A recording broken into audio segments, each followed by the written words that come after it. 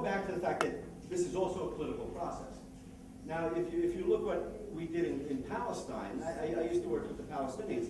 What we did is we gave all the money to the civil society.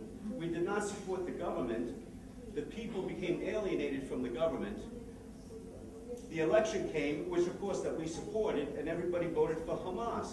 Now, you know, these are political processes. So you know, we got to take care of everybody. Do you think there's any mileage due to in creating an international organisation? The teacher unions have got it. It's called Education International. Every time there's any question about education. I think you are right. Usually when you talk about taking things to greater heights and taking into consideration that the same problem that is in India, the same problem that is in Kenya, the same problem that is in Uganda.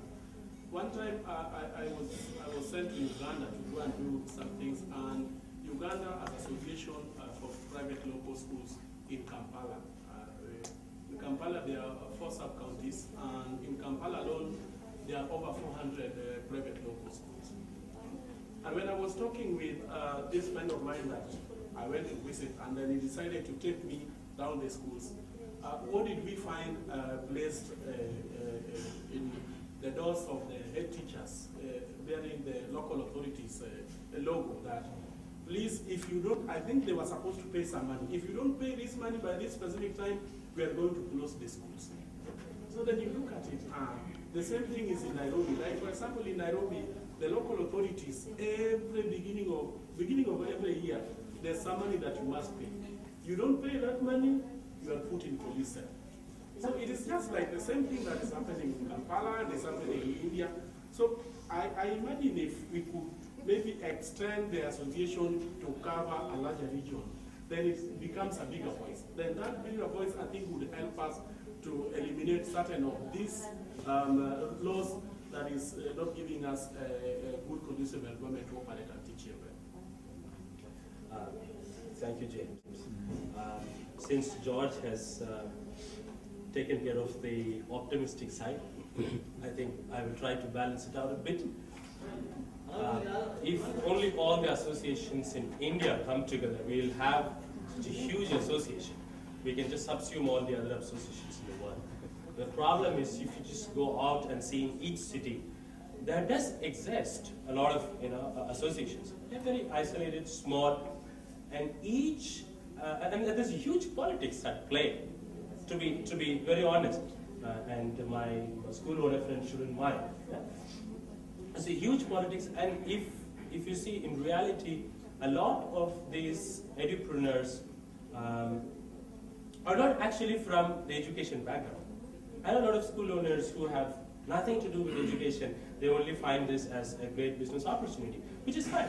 But what we need to, I think, what you're looking at is, in the long term, it's possible.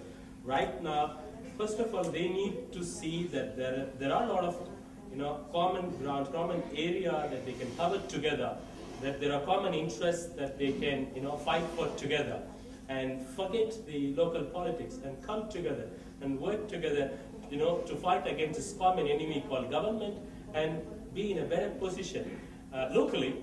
And then I think definitely one day we will have an international association.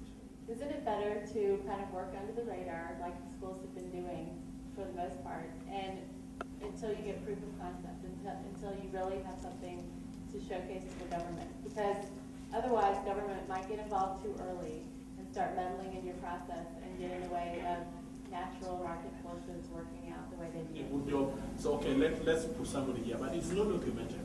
So I think the only thing that is giving us a big challenge, especially in Kenya, is we want to work out on how there can be a policy that is going to regulate the welfare of the private schools in Kenya. In a way that if you, maybe next time you find a local minister coming in, somebody can come in and say like, I don't want to see any private schools in the slum.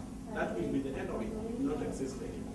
So I think this is the best time because, as he said before, that because they signed the international protocols and they must achieve them, and they're doing like about 70%, I think, so to help them achieve those things.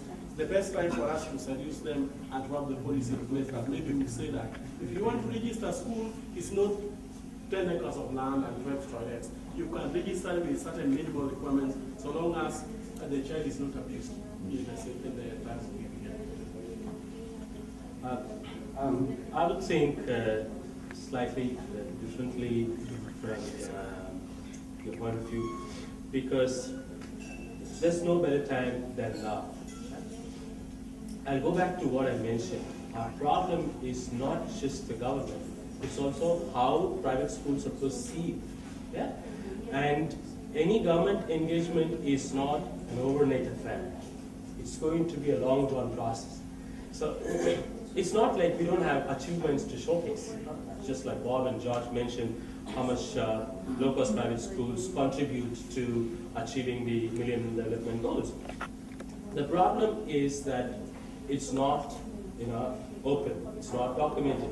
And but when private schools increase their fees for good reason, bad reason, whatever, without being judgmental on that, you could see that at least hundreds of parents were on the road. Somebody could just get them all go in front of the minister's house and shout slogans.